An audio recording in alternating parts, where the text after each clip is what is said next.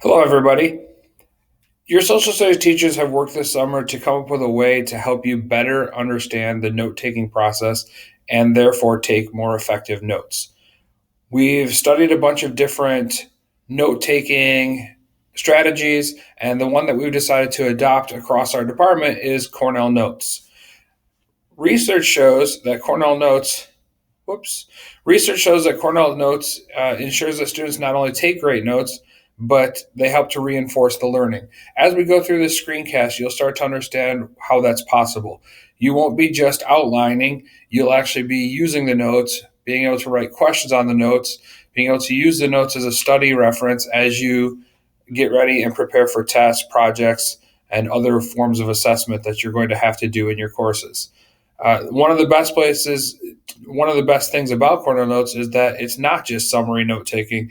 It's more of an organizer that's going to help you remember the information that you've read.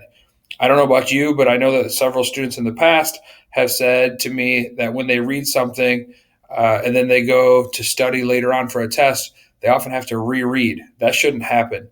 Cornell Notes is a note taking strategy that should help prevent that if done well. So I'm going to give you some pointers on how to take Cornell Notes well. And to be honest with you, this is one of those things where students in the past have come back to me and said, "This is great. I actually still use it in college. I didn't enjoy doing it when I learned it, but it's really a strategy that's helped me and been successful." So, how do you start off? Well, the first thing you're going to do with Cornell Notes is you're going to divide your paper into sections. Now, if you were to go on to the official Cornell site, Cornell Note sites, or to look at some other screencasts, they're really picky about how you do this, and they're going to talk to you about, making sure it's this wide and so on. Basically, you just want your paper divided into sections like the ones to the right here on this screencast. If you do this, you'll probably have plenty of room. You may have to adjust based on how you write, based on the questions you have, based on the number of key terms that are in a section, and so on. But for the most part, this is a pretty standard way of setting up your paper. You can go online and find templates and so on if you choose to go that route.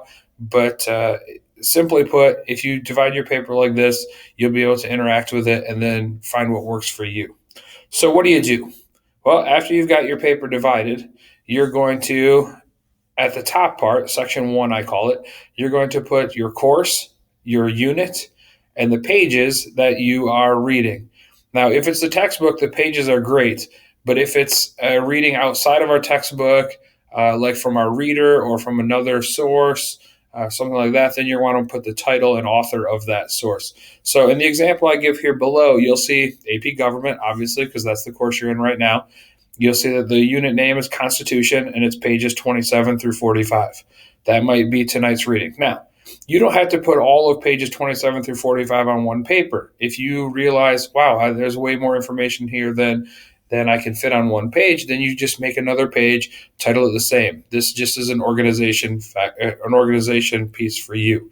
If this were not our textbook, it would say something like AP Government, the unit is Constitution, and the reading is by John Locke, something like that. So section two then is where we start getting into the meat and potatoes.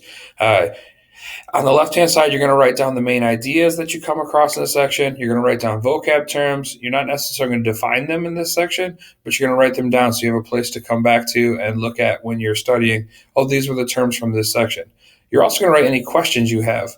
When you write a question for our classes, please circle it or write a question mark next to it. That way we'll know that this is a question, and you'll remember to ask it when you get to class the next day. A lot of the readings you'll do in this AP Gov class come from a lot of the lectures that you'll hear in AP Gov, or the assignments that you'll do, or the activities that you'll do, you'll have read the night before. Well, if you don't understand something in the reading, you're going to have a tough time doing that activity or listening to that lecture or participating in a discussion or debate or whatever it is we might be doing. So you're going to make sure you write those questions down and then be sure to ask them in class the next day. Now, some of you are wondering, okay, well, if I just write the vocab words down in the questions, where does the rest of that go? That's called a segue. That leads to section three. Section three is basically what a lot of you would put your outline. So if you're used to outlining, you're like, oh, they're making me do something different. This is still a spot where you can do outline type stuff.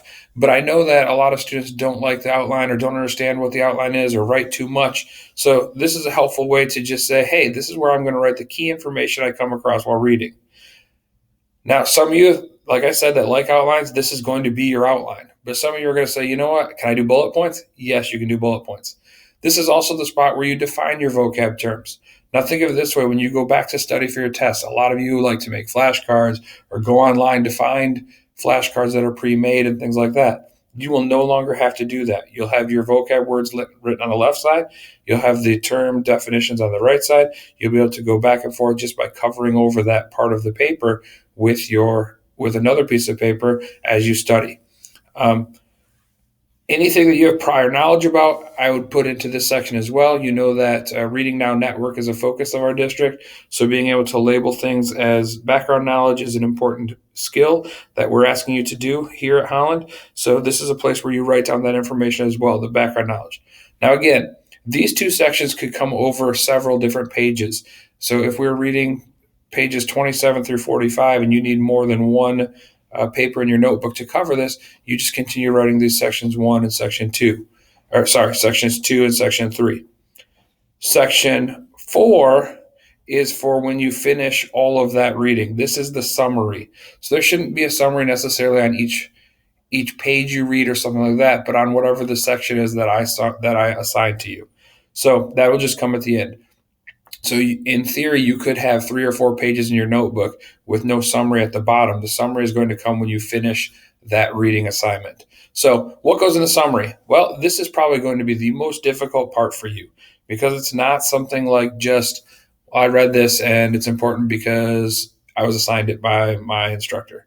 Or I read this and it's important because it helps our government. This is where you're going to have to get outside of your comfort zone a little bit and find out why is it important.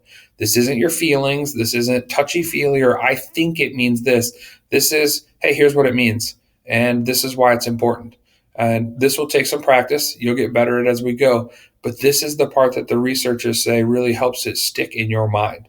So what? Why did I have you read this? What's important about it? If you can explain that, then you'll be able to explain FRQs. You'll be able to explain DBQs when you get into other classes. You'll be able to understand essays in other classes and so on. This section is super important. Don't just go through it quickly. This is the part that I will check most closely. This is the part that I will ask you about. This is the part we'll practice most often and so on. So pretty important to get this down and practice it as we go. So I'll show you some examples in class, but this should help remind you of what you need to do in this section. So basically that's it. I hope you understand a little bit more about Cornell Notes. As we start practicing them in the class, the screencast will be available for you to review and look at any time. And I look forward to getting started with these and seeing what you guys come up with. Thanks for watching, or I should say watching and listening.